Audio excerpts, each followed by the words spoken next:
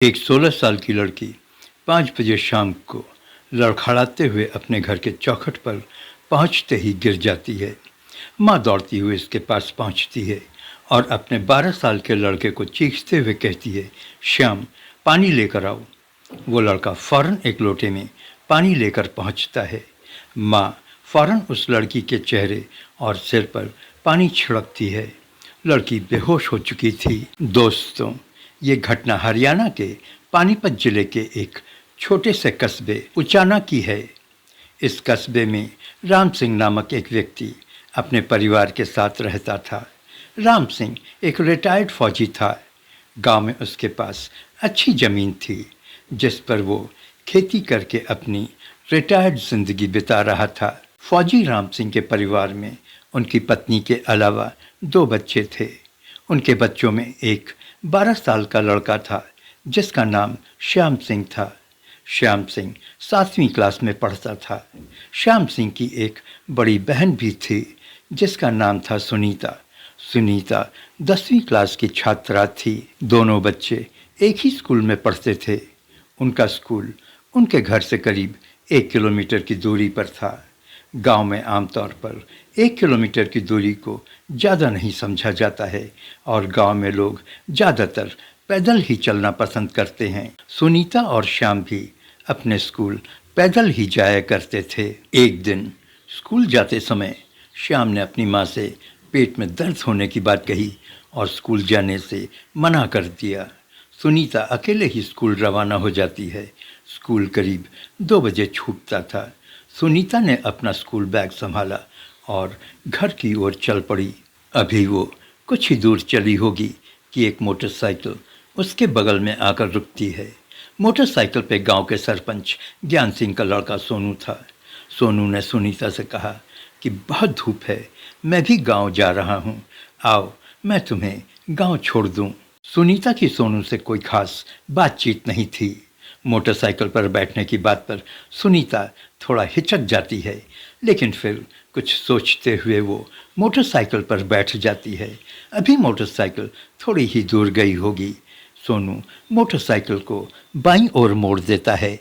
सुनीता के पूछने पर कि उसने मोटरसाइकिल इधर क्यों मोड़ दिया है, तो सोनू ने कहा कि थोड़ा सा काम है, बस 2 मिनट लगेगा। सुनीता निश्चिंत हो जाती है, लेकिन उसे पता नहीं था कि आगे जंगल है। थोड़ी ही देर में मोटरसाइकिल एक बीहड़ जंगल में पहुंच जाती है।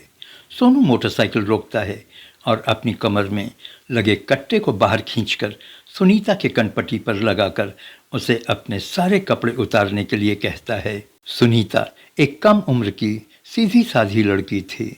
चारों तरफ सन्नाटा देख और कनपट्टी पर बंदूक, बेचारी घबरा जाती है और सोनू जो भी कहता है सुनीता मजबूरन करती चली जाती है। एक एक कर सुनीता अपने सारे कपड़े उतार देती है।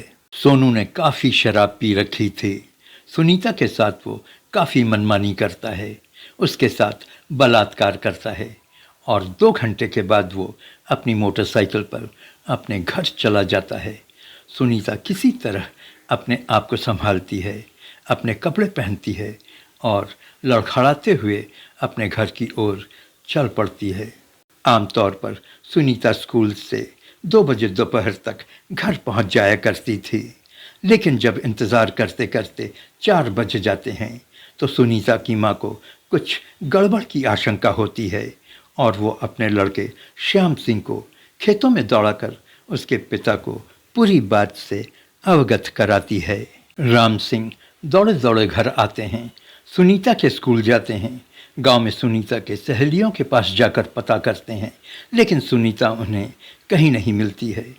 उधर सुनीता गिरते पड़ते अपने घर पहुंचती है और घर के चौखट पर गिरकर बेहोश हो जाती है। अपनी बहन की इस हालत को देखकर श्याम रो पड़ता है। होश आने पर सुनीता अपने घर वालों को पूरी घटना के बारे में बताती है। सुनीता के पिता सरपंच के घर पहुंचते हैं। पूरे गांव में हड़कंप मच जाता है। दूसरे दिन गांव में पंचायत बैठती है। उस पंचायत में सोनू को भी बुलाया जाता है। पंचायत सोनू की बात को सच मान लेती है, क्योंकि सरपंच एक दबंग प्रवृत्ति का व्यक्ति था। उसका गांव में काफ़ी दबदबा था और लोग उससे घबराते थे। पंचायत ने राम सिंह के आरोपों को खारिज कर कहा कि सोनू सिंह सत्य बोल रहा है और सुनीता उस पर गलत आरोप लगा रही है। टूटा हारा राम सिंह घर पहुंचता है और कमरे में रखी चारपाई पर धम से गिर जाता है। वो अपनी बेटी को न्याय दिलवाने में विफल रहा था। राम सिंह की पत्नी उसे पुलिस थाने में रिपोर्ट लिखवाने के लिए कहती है। श्याम सिंह, उसका बेटा, भी बोल पड़ता है, हाँ पिताजी, थाने जाओ, वहाँ न्याय जरूर मिलेगा। राम सिंह थाने पहुँचता है। सरपंच ज्ञान सिंह की थाने में भी अच्छी पहुँच थी। पुलिस वालों ने राम सिंह से कहा कि जब पंचायत में फैसला हो चुका है तो वहीं जाओ। ये कहकर पुलिस वालों ने राम सिंह को थाने से भगा दिया। थका हारा राम सिंह अब तक बिखर चुका था। अपनी बेटी पर हुए जुल्म की वजह से वो बिल्कुल टूट चुका था। उसके घर में किसी की मौत हो गई हो जैसी स्थिति हो गई थी। श्याम सिंह अपनी बिलखती हुई बहन, अपने टूटे पिता, अपनी रोती हुई माँ को देख न सका और अंदर कमरे में जाकर उसने अलमारी से अपने पिता की लाइसेंसी रिवॉल्वर निकाली। उसने अपने पिता को रिवॉल्वर में गोली भरते हुए कई बार देखा था। श्याम सिंह चुपके से अपने घर से निकलता है और गांव में चारों तरफ सोनू को ढूंढता है। उसे पता चलता है कि सोनू सिंह नहर पर है। सोनू सिंह नहर पर अपने खेत के कुटिया में शराब पी रहा था। श्याम सिंह वहां पहुंचता है और रिवॉल्वर निकालकर सोनू को ललकारता है। ज़्यादा नशे में होने की वजह से सोनू अपनी जगह से लड़खड़ाते हुए उठता है। तभी श्याम उस पर रिवॉल्वर से 4 फायर करता है। सोनू धड़ाम से ज़मीन पर गिर जाता है। सोनू को मारने के बाद श्याम सिंह थाने में पहुंचता है और पुलिस वालों को बताता है कि उसने सरपंच के बेटे सोनू को 4 गोलियां मारकर उसकी जान ले ली है। पुलिस वाले इस छोटे से बालक की बात सुनकर हंसने लगते हैं। श्याम सिंह की बात पर उन्हें यकीन नहीं होता है। तभी ज्ञान सिंह हड़बड़ाए हुए थाने पहुंचते हैं और पुलिस वालों को अपने बेटे की मौत के बारे में बताते हैं। पुलिस के पैरों तले जमीन खिसक जाती है। श्याम सिंह का पुलिस बयान रिकॉर्ड करती है और साथ ही साथ शर्मिंदगी भी महसूस करती है। उस दिन अगर उन्होंने राम सिंह की शिकायत पर एक्शन ले लिया होता तो शायद ये घटना नहीं घटती।